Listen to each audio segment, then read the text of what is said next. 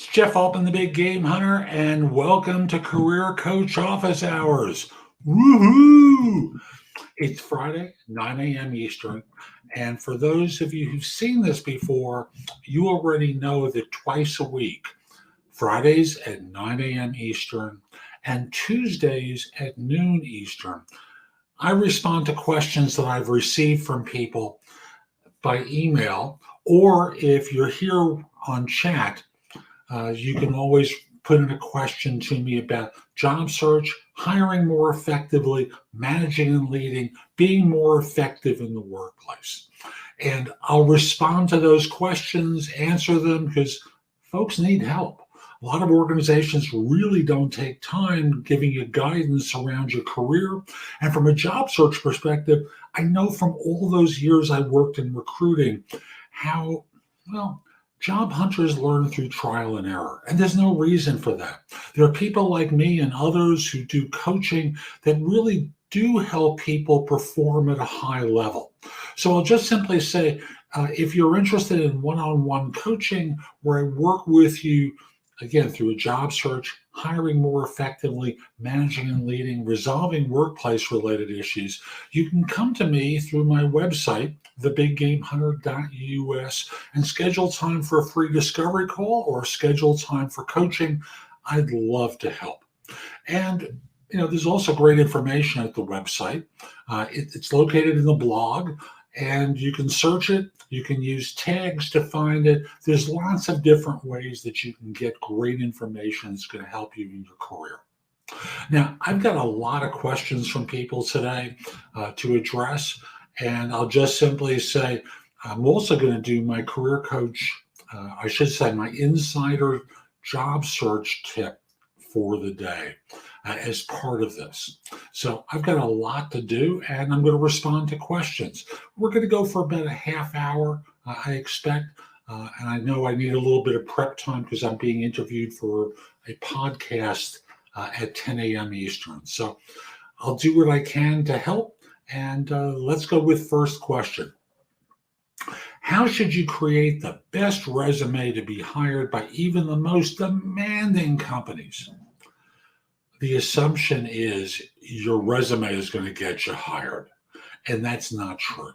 You're making a mistake to believe that your resume is going to do anything other than get you through the front door to be evaluated for the firm. So don't think in terms of anything else. And the best way to get your resume to open the door for you is if you've seen an ad and you're applying, which I think is what this person would want to have happen. The best way to do it is to go through the requirements of the position and the functionality of the job and to make the fit obvious for the reader. Because otherwise you wind up in a situation where, frankly, you're wasting your time. All you're doing is flipping a generic resume as though it's a burger at a fast food restaurant to the receipt to the viewer. So just make the fit obvious, and that's going to get you in the door. Helena, good to see you. Thanks for joining. And if you've got a question, put it in the chat. Love to answer it. So, as you can tell, there are people who join me with regularity. Next question. Is it possible for potential employers to find out about jobs I've had in the past that I didn't list on my resume? The recruiter said the employer would do a search of 10 years in the past and find out, and if I lied, they'd drop my application. As a matter of fact, post-employment, they might even go so far as to fire you. I know when I worked in search, as I did for so many years, I had two instances where people lied on their application, and it was deadly. In each case, at the end of the first week, they were brought into HR, and the lie was exposed. Generally, the easiest way is their own applicant tracking system, because you forget where you apply to, and your old resume tips them off that there's something inconsistent about your background. So that becomes one obvious place. Another obvious place is they discover when they're doing the background check, or the reference check, I should say, they discover that the dates are off. And they start to wonder what happened between, let's say you shaved off 5 months, or you added 5 months to your employment, and they discover there's 5 months less. I'll just simply say, it's an easy place for them to catch it, is with a previous employer who confirms dates of employment, and they discover that you lied on the application. In terms of removing things, there's data that they can find online about you, and there are firms that do employment checks and have access to federal data that allows them to determine that there's, shall we say, something missing in your background. So lots of different ways that they can do that. So yes, it is possible. LinkedIn user asks, if asked to schedule an interview but need time to prepare for a FANG company, how long should I push it out? I can't really answer that, only because, to put it succinctly, I don't know where you are professionally, and I don't know how much preparation you really need. So I'll just simply say, you know what to do, but they're not going to sit around waiting for you. So you've got to hustle. And thus, how long should you push it out? I don't know, but don't push it out too far, because they're trying to fill a job. And the more you push it out, the more they get the idea that maybe you're not really all that knowledgeable or qualified to do this job. You can make an excuse for them and maybe get away with it. Like, I'm on vacation, I'll be back on Tuesday. Could we do it on Tuesday? Something along those lines, but don't push it out that far. Again, they're not stopping and waiting for you. They're interviewing other people. Okay. Helena, how to stay relevant and be attractive to companies as you get older? Is ageism very real? Yeah. So I've always said ageism is real. I also say that people cop to ageism much too quickly. And by that, I mean they use it as a convenient excuse for their lack of preparation and their lack of effort to get themselves ready for interviews. Too many people fall into the habit of, shall we say, they think they can wing it. And they think they'll walk in the door and the heavens will open up and the world will part and everything will be wonderful. It doesn't work that way. You're always competing. And so few people, as they get older, start to prepare for interviews. And Helena, that may not be your case, but it is for a lot of people. So how to stay relevant and be attractive to companies as you get older? Number one is, it's more about energy than anything. So do you act like an old person to this person who's younger than you? Because you're going to start interviewing with people who are younger. Oh, let me just back up for a second. Stanford and NYU did a study speaking to bias in the workplace. And they said the one bias that is uniformly acceptable. So we're dealing with racism, ageism, geographic bias, because Northerners have a thing about Southerners. We go on and on with this. The one bias that's universally acceptable is ageism. And as such, it's very common for younger workers to discriminate against older ones. And conversely, I have to say, older workers discriminate against younger ones. So, when all is said and done, ageism exists, but the way you overcome it is by how you present yourself. So, for example, I'm going to speak about myself. When I interview people for my YouTube channel and podcast and such, and when I coach people, they're very surprised to find out that I'm 70. Yeah, 70. And this is what 70 looks like these days for a lot of people. But the expectation is I'm 10 to 15 years younger. And that's not just about my appearance, it's about how I carry myself. So recognize what your energy level is like and how you connect with people is incredibly important. And thus, If you sound like one of those people who's going to bask in your own magnificence and expect that they're going to listen to you, drone on and on about what you did back in the Stone Ages, they don't care. What they care about is how it is that you can solve their problem. And you have to focus in on that more than anything. So I'll just simply say it's real.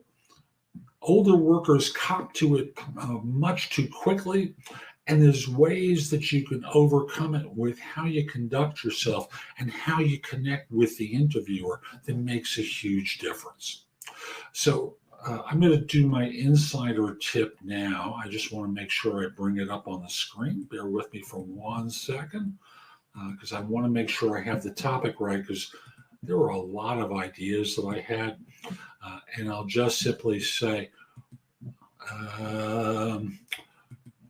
sorry, I'm not quite there. What's the fastest way to get hired? Yeah, that was the topic I wanted to cover today. So often people think the fastest way to get hired is through a company's website, or using LinkedIn, or looking through job boards, or going through an agency. Those are the 4 ways that people tend to think of how to get hired. But the fact of the matter is, what gets you in the door more than anything isn't these ways. It's certainly not the fastest ways, because they're the most competitive ways.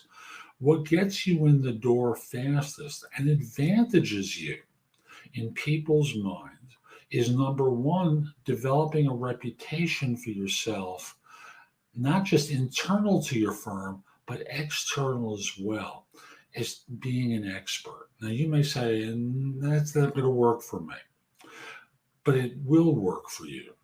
Not on this job search, but for the balance of your career, if you're not too lazy to put in the effort. The idea is to advantage yourself by getting to the front of the line and to be known and develop a reputation for your expertise. Because otherwise, you're just another fish in the pond that they're going to choose from. And just like a fish in the store, if you were to buy a whole fish, you're looking around, which one kind of looks good, and there's no objective thing. You're dealing with a gut check more than anything. And thus, I want to encourage you, do the work to stand out.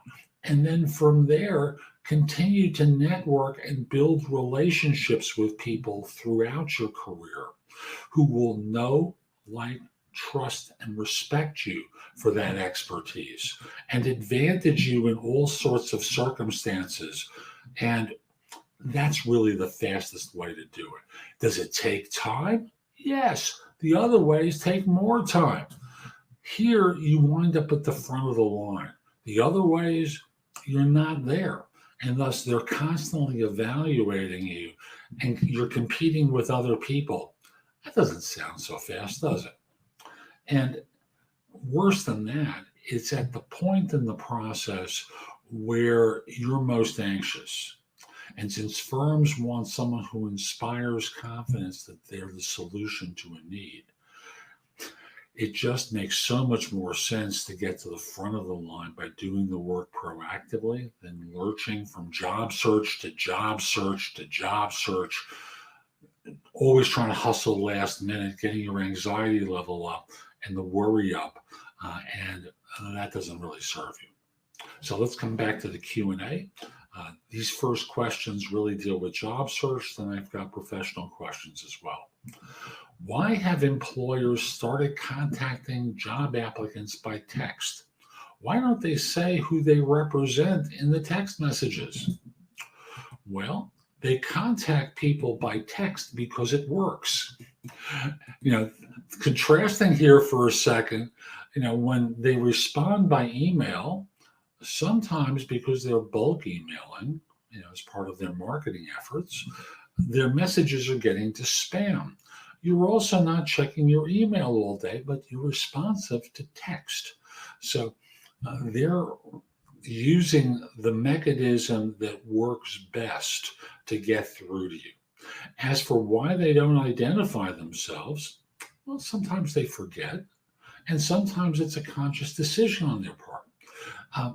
And thus, if the message says something along the lines of, I want to speak with you about a position that you'd applied for, you can always respond by saying, who's this and what firm do you represent?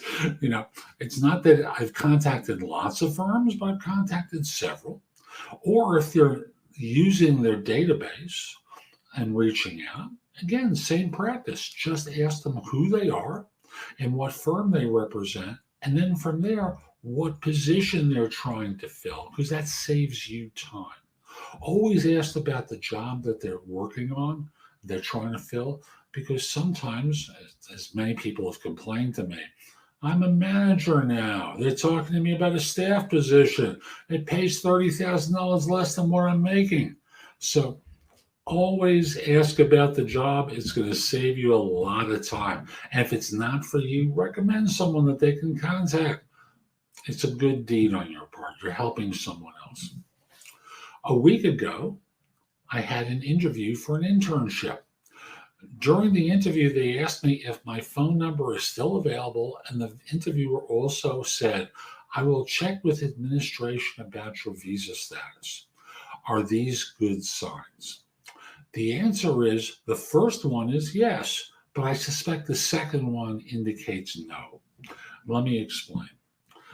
They're going to contact you, I would expect, by text or email, I should say, to reject you, because it's hard for me to imagine that an HR person who's screening for you, for a firm, doesn't know what the firm's policy is about visa transfers.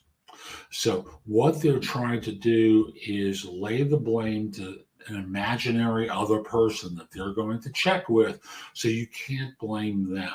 They've checked with someone else who's telling them that they're not willing to transfer a visa. A certain amount of time is going to go by before they respond to you, but they're ultimately going to reject you. The first part of the question looks good. The second part, I would expect a rejection. Let's go to the next question. In an interview, can I mention that I want to change because the company is burning us out and it's worse on a monthly basis? There's no other reason for the change. Languaging it that way is going to get you into trouble, and they're going to reject you as a complainer. Burning us out, what does that mean? You have to illustrate what's going on. Now, I'll use an example. Call center. In a call center, they may want you to do an unreasonable number of calls per hour. And you're being handled, you're receiving calls that require more attention. They're not commoditized calls where you can quickly fix the problem. Burning you out is just a suggestion that maybe, just maybe, they might be hiring someone else's problem. You have to explain it, but not using language like this. Again, you might say something along the lines of, I've been with this firm now for 6 months. I've seen a 200% turnover in the group, and I understand why. It's hard there, and I don't mind hard, but it's crazy hard. Let me explain what's coming up and why I'm warned from this experience. And then you explain the circumstances, but using terms like burned out, not a good move. Is it illegal for a former employer to talk badly about you to future employers to prevent you from finding a new job after leaving, whether quitting or termination? Now, termination is always the interesting one, because frankly, termination indicates poor performance. And in doing a background check, it's pretty easy for them to find out, through just asking the question, are you eligible for rehire? Or is this person eligible for rehire? And them hearing, no. That's it. Nothing more. Excuse me. I forgot to turn my phone off there. So got a text and I'm just got rid of that. So moving on from that, if it's the bad reference in spite, that's a different scenario. And if you've heard rumors that your firm does that, as I've suggested to other people, at the time you resign and give notice, you meet with HR as well. And you ask that the hiring manager be present. And you say something very simple. I've heard rumors to the effect, and I hope it's not true, that this woman, this guy, gives out bad references for spite. Now, I don't know if it's true or not, but I want to head that off if it is true. And I just want to simply say, number one, I'll find out, because if I'm turned down for a bad reference, I'm entitled under federal law, and this is true in the United States, I'm entitled under federal law to find out the reasons why I was rejected and what was in that bad reference. So if I get a bad reference, I just want to say, and then you look over at the hiring manager and then over at HR, say, I will own your house. I will sue, because I know it's out of spite, because I have my previous performance reviews and such. People can see that my performance is great, but someone went out of their way to hurt me, to punish me for reasons that make no sense. So I just want to say, I hope it's not true. I just want to get great references because I've earned them, and leave it at that. Now, if you were terminated, like I said, they can find that out. And the lesson learned here is firms do cooperate with one another, because problem employees, no one wants to hire. And thus you can be proactive and say something to the effect of, I made a mistake at this firm and it proved costly, and I learned a lesson here. And talk about what the mistake was and the lesson learned, so that in this way, you don't wind up in a situation where you repeat the lesson at the next organization. And you have to sound honest and contrite and apologetic, because there's theater to interviewing. There's a performance that you need to put on, because otherwise their tendency will be to go to back up to get out of the room, and suddenly you see them backing up and they're out of the door. So understand that, and you want to be in a situation where you never wind up with that kind of a problem. Let me just adjust my chair. Excuse me. Sorry. I slid back. I wound up off the runner. I'm on a slight angle. Couldn't get back on. So let's go on to the next question. Is it a good sign if they ask for references after an interview? Yes, it's a great sign. It indicates that they're interested. Now, whether you're the person that they've chosen, hard to say. But, what it can mean is we're getting ready to make an offer. If it's the first interview, it's a little early for them normally to do it. And if it's a third-party recruiter, they may be trying to source the references to try and fill jobs too. So understand that sometimes where the references are asked for in the process can indicate a good sign, or they're trying to get more people for the job and they're going to contact these people ostensibly to do a reference check. But what they're really doing is trying to find out other people that might be qualified. Let's shift gears to other types of questions. Can an employer legally deny a vacation that was planned before they hired you? Legally is the interesting word there, because legally suggests that there's something illegal about asking a question like that. So what sometimes happens is job hunters at the time of an offer, before accepting, neglect to mention, I just want you to know I have a vacation schedule for such and such dates, and working out that mechanic before the hire is made, so that they're aware of it. Because they plan work out. They're hiring you to solve a problem. Maybe it delays when you start by a week or so, but remember, from their standpoint, they're trying to solve a problem. They're trying to bring someone on board to help them with particular issues that they have. So, if you're in a situation where you have a vacation planned and you're going to be starting a new job, tell them. Surprises are never good, right? You don't like being surprised by things. Suddenly it's, and it's not good. So always tell them in advance. And in this particular case, it is legal. There's nothing illegal about them denying the request, especially if you didn't bring it to their attention. Next question. Should people hire based on passion over experience? No. Nor should they hire bored, disinterested, qualified people who have experience, because experience isn't necessarily enough. The idea that it's one choice over the other, not good. A person needs to love what they do or be extremely good at what they do.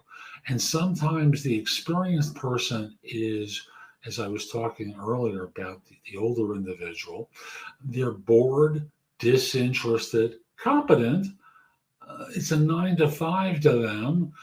It has an impact on the energy in the group. And as such, it's not a fair choice to make. What you want to be doing is, when you're hiring, you want to bring both into the equation. It's not a one or the other. Which leads us to the last question for today. My programmers don't like working more than 40 hours a week. Is this the norm in software development, or should I be looking to hire harder working individuals?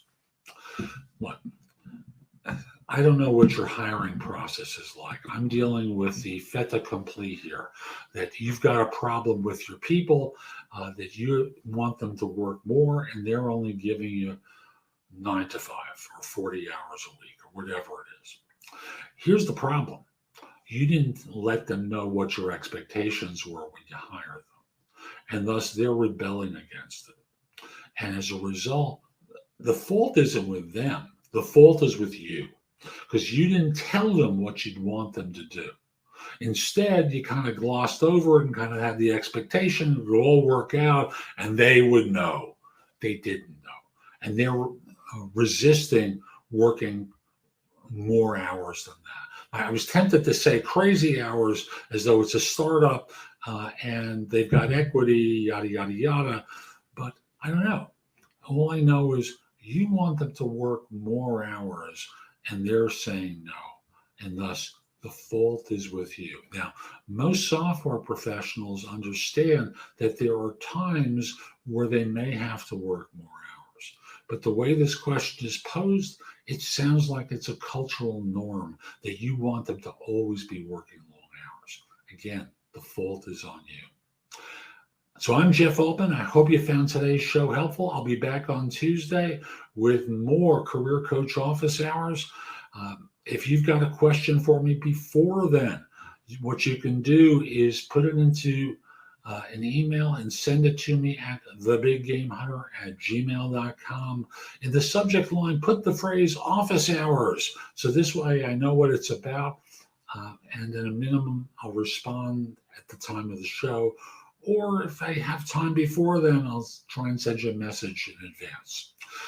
And my website, thebiggamehunter.us, has a lot of information that you can watch, listen to, or read that will help you in a lot of different ways.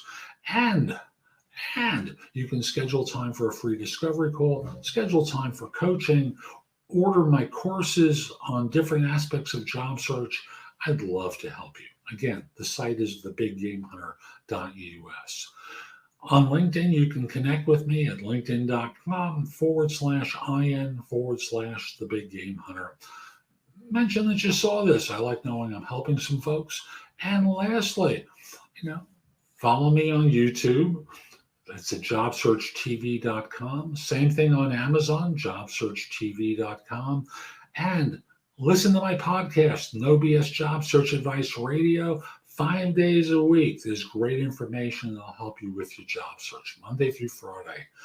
Short, bite-sized morsels are generally what I do, and then there tends to be one long-form interview. Hope you have a terrific day, and most importantly, be great.